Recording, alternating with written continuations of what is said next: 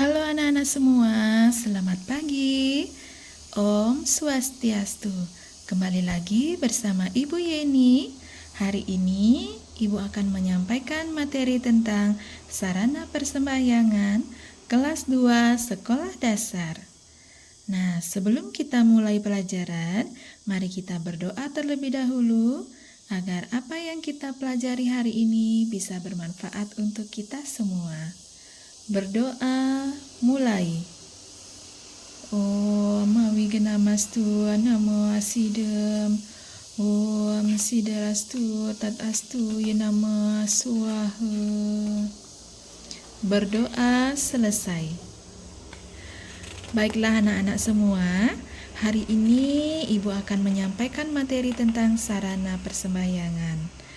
Nah, sebelum Ibu menyampaikan materi, adapun tujuan pembelajaran kita hari ini. Yang pertama, peserta didik mampu menjelaskan persembahyangan dalam agama Hindu. Yang kedua, peserta didik mampu menyebutkan sarana persembahyangan. Yang ketiga, peserta didik mampu menyebutkan fungsi sarana persembahyangan. Yang pertama, Ibu akan membahas tentang pengertian sembahyang. Kata sembahyang berasal dari bahasa Jawa kuno yang terdiri dari dua kata, yaitu kata sembah dan kata hyang. Kata sembah berarti sujud atau menyembah yang dilakukan dengan cara tertentu dengan tujuan penghormatan. Kemudian kata hyang artinya yang dihormati atau dimuliakan, yaitu ide Sang Hyang Widiwasa. Dengan demikian, kata sembahyang berarti suatu bentuk kegiatan yang menghendaki terjalinnya hubungan dengan ide Sang Hyang Widiwasa. Sembahyang adalah bentuk rasa bakti dan syukur kita kepada ide Sang Hyang Widiwasa. Dalam sehari-hari, sebutan lain untuk sembahyang adalah muspe atau mebakti atau maturan. Disebut muspe karena dalam setiap persembahyangan itu selalu menggunakan sarana puspe atau dengan kata lain bunga. Kemudian disebut mebakti karena inti dari persembahan itu adalah penyerahan diri dengan setulus hati tanpa pamrih kepada Sang Hyang Widiwasa. Dan disebut maturan karena mempersembahkan apa saja yang merupakan hasil karya kita seperti bunga, buah-buahan, jajanan, dan minuman. Makna dari kita maturan adalah sebagai wujud syukur atas segala rezeki yang telah diberikan sehingga kita wajib mempersembahkannya. Adapun tujuan kita melaksanakan persembahyangan. Yang pertama, untuk mewujudkan rasa bakti kepada Sang Hyang Widiwasa. Yang kedua, untuk memohon keselamatan, pengampunan, dan petunjuk menuju hidup yang lebih baik. Yang ketiga, menyerahkan diri secara tulus ikhlas karena menyadari akan kelemahan dan keterbatasannya. Yang keempat, untuk menebus dosa. Dan yang kelima, untuk menyucikan diri secara lahir dan batin.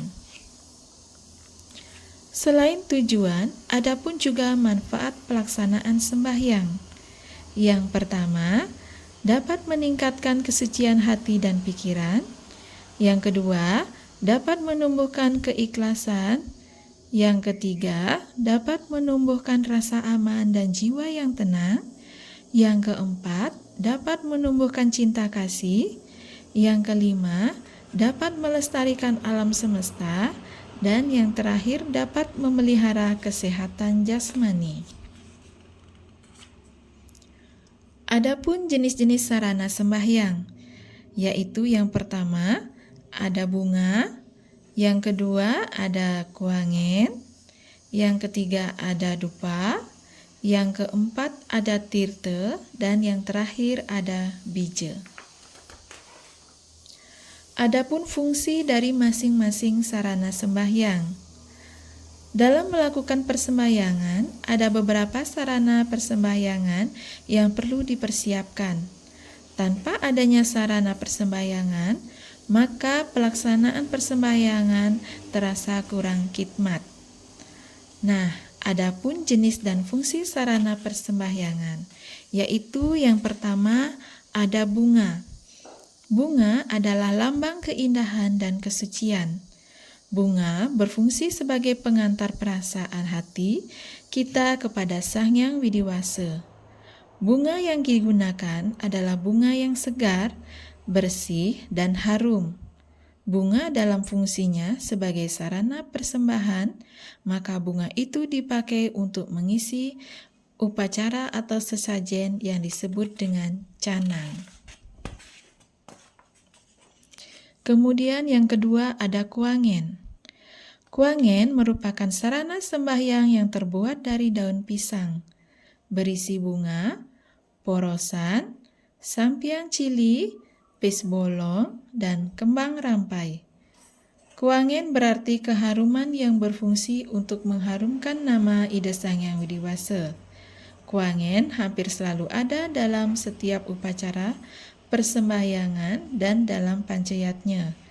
Hal ini bertujuan untuk menekankan bahwa Tuhan adalah indah, suci, dan harum.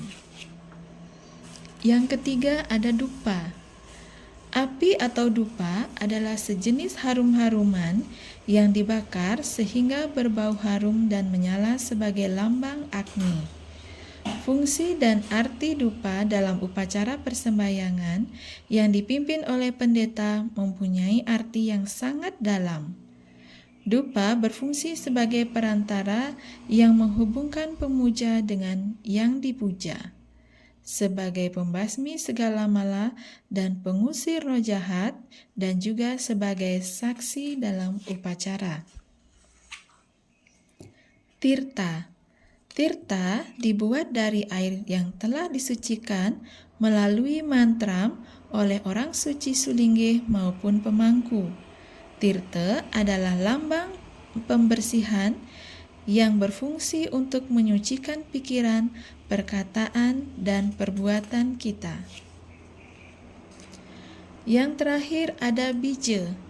Bija dibuat dari biji beras yang utuh, dicuci dengan air bersih menggunakan air cendana.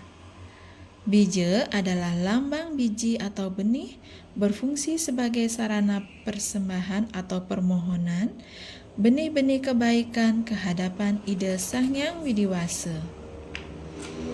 Nah, demikianlah materi yang bisa Ibu sampaikan hari ini. Semoga apa yang Ibu sampaikan tadi bisa bermanfaat untuk anak-anak semua. Dan sampai jumpa. Terima kasih anak-anak semua. Om Santi Santi Santi. Om.